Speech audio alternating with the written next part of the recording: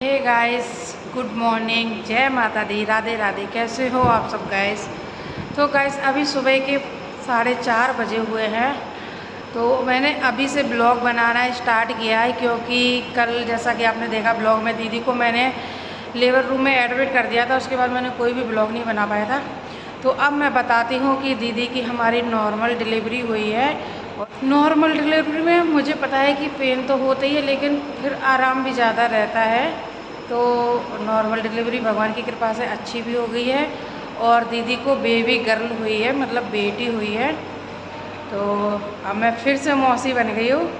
तो पहले ही आपको थैंक यू बोल दूँ क्योंकि आप लोग मुझे कॉन्ग्रेचुलेसन बोलोगे, तो इससे पहले मैं आप सबको थैंक यू बोल देती हूँ।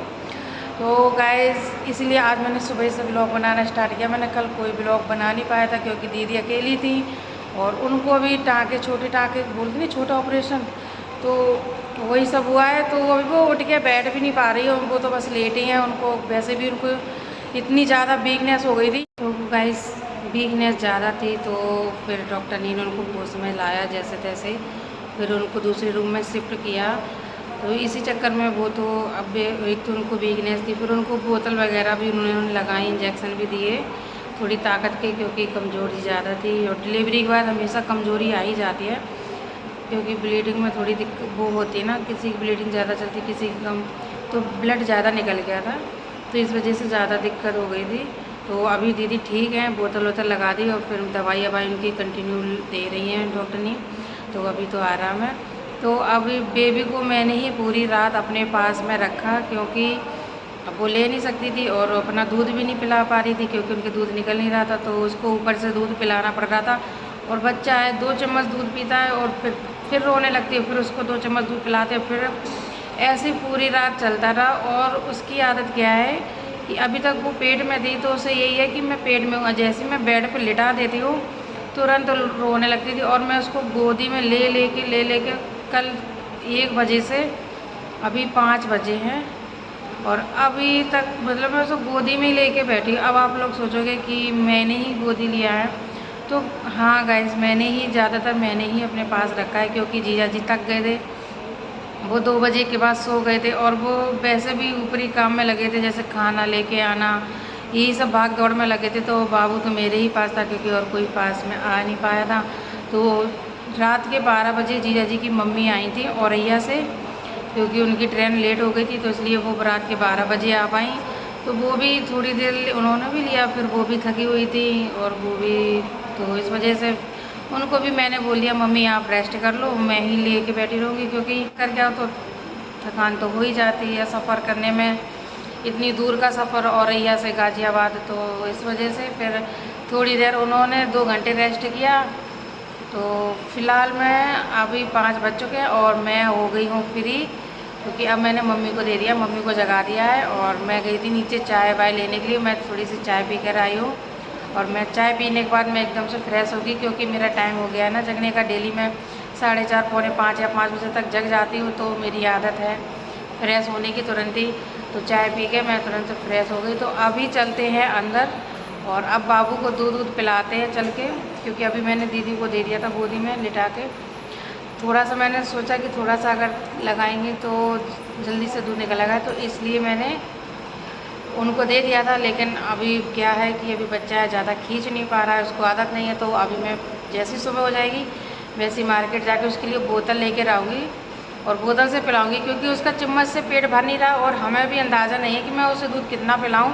2 चम्मच पिलाती हूँ, मुझे ये लगता है कि 2 चम्मच पिला दूँगी तो पेट भर जाएगा, लेकिन अगर मैं ज़्यादा पिलाती हूँ तो वो दूध निकाल देती है, उसके कपड़े गीले हो जाते हैं। तो दोनों तरफ से मुझे ये लग रहा कि अगर मैं दूध पिलाऊंगी तो वो निकालेगी तो वो भी गीली हो जाएगी, और अगर मैं कम पिलाऊंगी तो वो भूखी रह जाएगी। तो इन चीज़ों में मैं ज़्यादा कन्फ्यूज़न हूँ। तो मैं ये सोच रही हूँ कि मैं उसके लिए एक बोतल लेकर आती हूँ, छोटी सी बोतल लेकर आऊँगी और उसको गुनगुना दूध पिलाऊँगी, थोड़ा पानी मिला के पतला दूध कर लूँगी क्योंकि यहाँ हॉस्पिटल है, यहाँ दूध भी नहीं मिलता। घर इतनी दूर है इंदिरापुरम और हम अभी नोएडा में हैं, तो बहुत दूर पड़ता है लेने जाने के लिए। तो अभी रात में लेकर आए थे, 1 किलो दूध लेकर आए थे, पूरी बोतल भर के, और पूरा दूध ख़राब हो गया।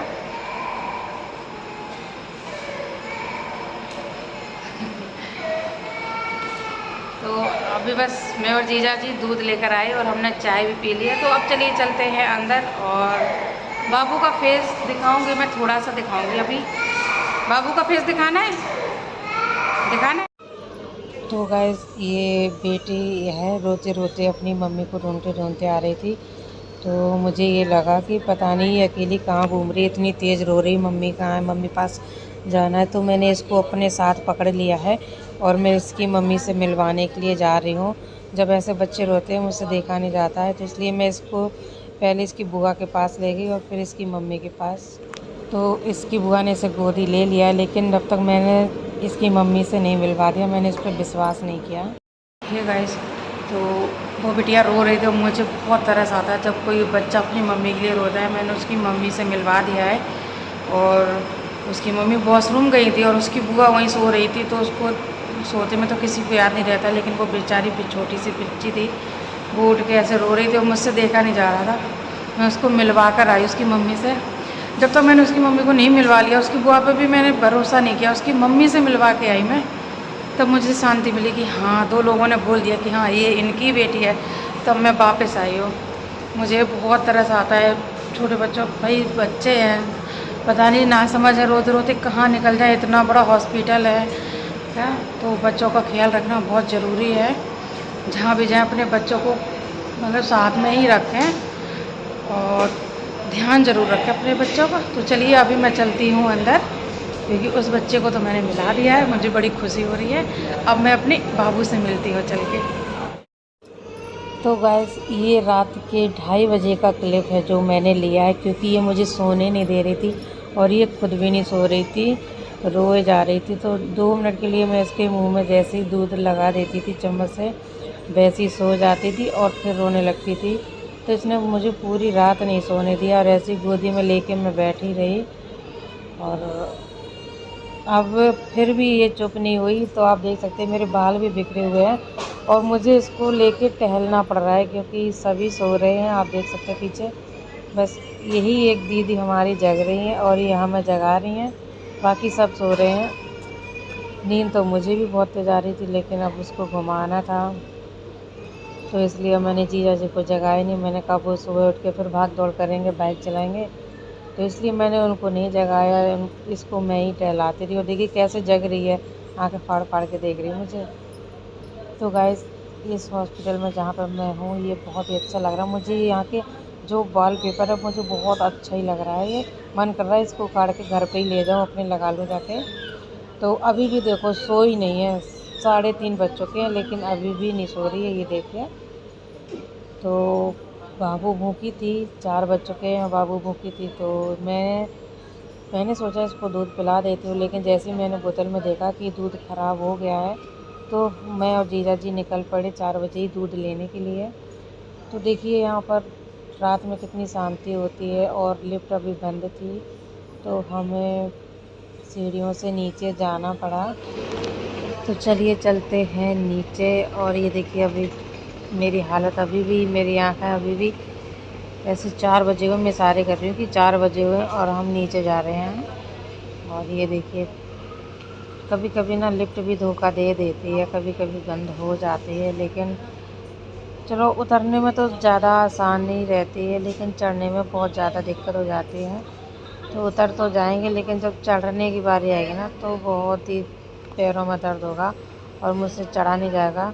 फिर देखती हूँ लिफ्ट खुली है कि नहीं खुली है। तो देखिए पूरा हॉस्पिटल एकदम खाली पड़ा हुआ है, इतना अच्छा लग रहा है, इतनी शांति मिल रही है। और जैसी सुबह हो जाएगी एकदम भीड़ भाड़ वाला एरिया हो जाता है। तो अभी हम लोग इस पहले गेट पर आए हुए हैं, जो आगे का गेट है। तो अभी यहाँ तो कुछ दिख नहीं रहा है कि कहीं कुछ लगा हो, तो अभी चलते हैं पीछे वाले गेट पे, वहाँ देखते हैं चल के।